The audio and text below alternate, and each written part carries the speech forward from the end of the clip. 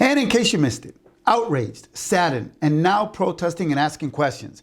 This is what Chelsea leaders and residents are feeling and doing, as an analysis showed that this week that Chelsea, despite being the state's original epicenter of COVID-19 outbreak, is receiving much less federal aid from the COVID-19 federal fund than wealthier and less affected cities such as Newton, Cambridge, and Brookline, to name just a few. Demonstrators rallied at City Hall to protest the amount of federal aid earmarked for Chelsea in the $1.9 trillion federal stimulus package, which pales in comparison to other less corona-affected cities. Now, to give you an idea of why they are so upset, let's take a look at a couple of examples.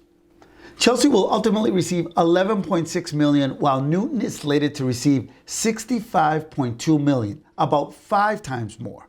The city of Cambridge is slated to receive $87.8 million, almost 8 times more than Chelsea. Why? 2 reasons. The funding is being distributed to cities and towns based on their population size, through a formula that provides cities with populations above 50,000 to receive substantially more money than smaller communities like Chelsea, taking no consideration whatsoever on which communities have been hit hardest.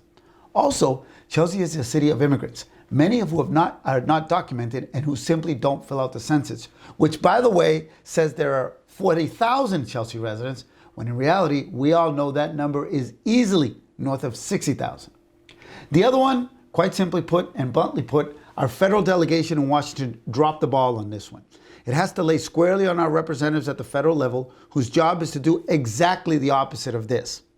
Words like appalling, unbelievable, and unconscionable, which, by the way, is the word used by Chelsea City Manager Joe Ambrosino, those are words that come immediately to my mind.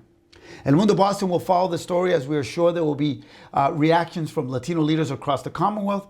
This news should serve as a gut check, as we have been reporting for the past year on a daily basis the real-life suffering on so many levels of so many honest, hardworking families, most who are essential workers, and almost all with small children who are the future of this nation, may I remind you. This is a mistake that must be corrected. We will follow the story, as it surely cannot end like this.